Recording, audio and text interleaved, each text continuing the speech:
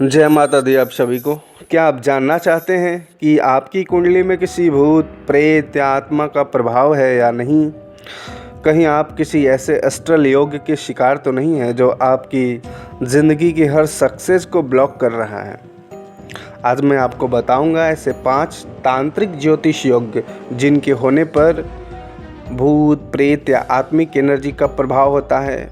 हर काम में रुकावट आने लगती है, कोई काम हो नहीं पाता, कोई कार्य पूर्ण नहीं हो पाता, बीच में बिगड़ जाता है, आत्मिक और मानसिक परेशानी बनी रहती है।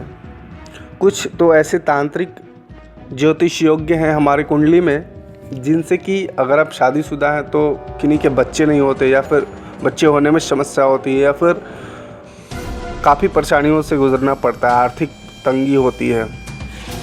किन्हीं के साथ ऐसी आकस्मिक घटनाएं घटती रहती है, पैरानॉर्मल एक्टिविटीज़ होती रहती है घर के अंदर।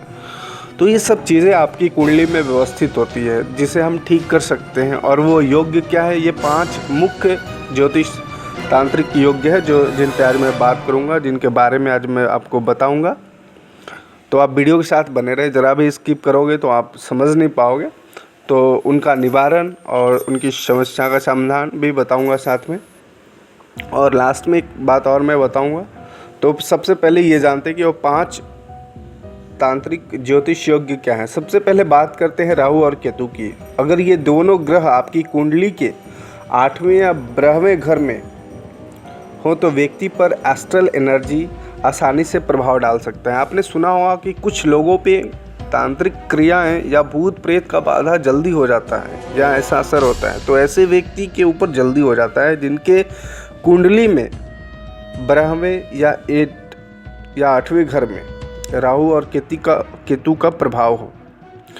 राहु चंद्र ग्रहण योग्य भी व्यक्ति को सपनों में भूत या अजीब चीज़ें दिखते हैं।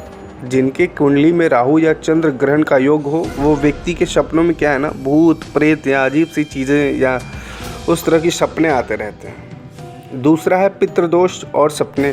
पितृदोष आपने सुना होगा, कुंडली में एक दोष है जिसे हम लोग पितृदोष कहते हैं। पितृदोष जो है, अगर आप अपने सपनों में बार बार अपने पूर्वजों को देखते हैं, रोते हुए देखते हैं, या ऐसी आत्माएं या सब पार्थिव शरीर दिखाई देता हो, तो समझ लीजिए कोई आत्मा आपका ध्यान चाहती है। तो जब कुंडली में सूर्य, राहु और शनि के योग एक साथ बनते हैं तो पितृदोष का इंडिकेशन होता है ये।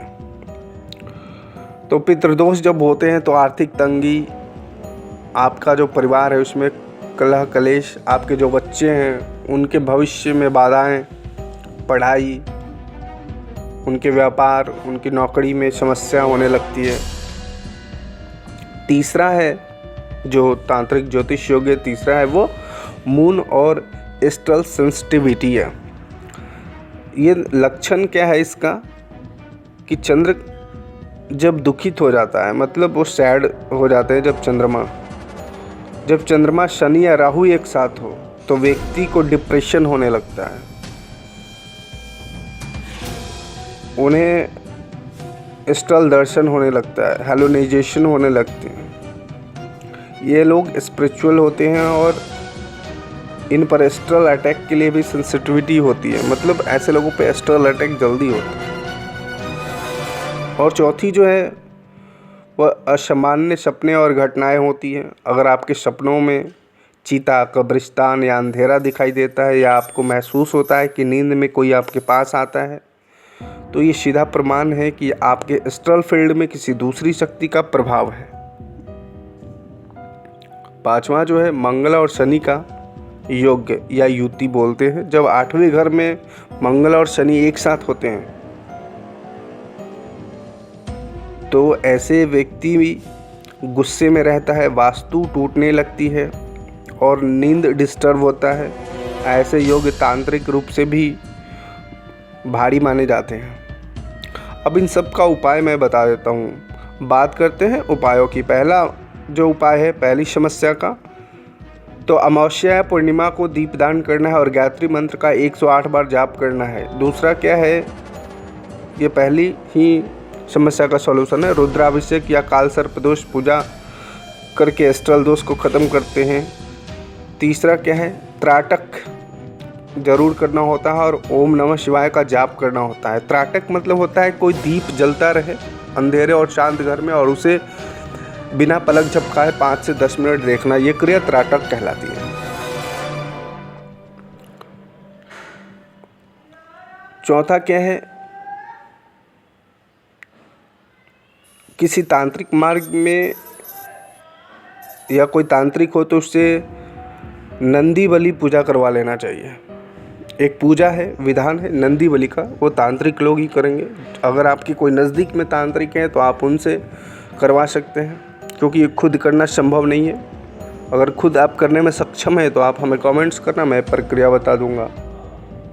अगर आपके साथ भी ऐसे सपने, डर या कुंडली में ऐसा योग है तो हमें ज़रूर कमेंट करें। और अगर आप चाहते कि आपकी कुंडली मैं चेक करूं या कुंडली का कोई एक चीज़ जो आप जानना चाहते हो अपने कुंडली से, तो हमें अपना डेट ऑफ बर्थ और टाइम डालना, डेट ऑफ बर्थ, टाइम और प्लेस जहां आपका जन्म हुआ है, जन्म का समय और जन्म का तारीख, ये 3 चीज़ हमें भेजना। और एक ही क्वेश्चन करना, चूँकि टाइम नहीं मिल पाता ज़्यादा, तो एक क्वेश्चन करना आप जो आप जानना चाहते हो, मैं उसका पूर्ण सॉल्यूशन बताऊंगा आपको। ठीक है, आप जो भी जानना चाहते हो, कोई एक चीज़ अपने कुंडली से रिलेटेड, अपने फ्यूचर से रिलेटेड, तो अपनी ये 3 चीज़ें मुझे कमेंट्स करना, मैं आपको वहाँ रिप्लाई कर दूँगा। तो अभी तक आपने वीडियो को लाइक या चैनल को सब्सक्राइब नहीं किया है, ज़रूर कर लें।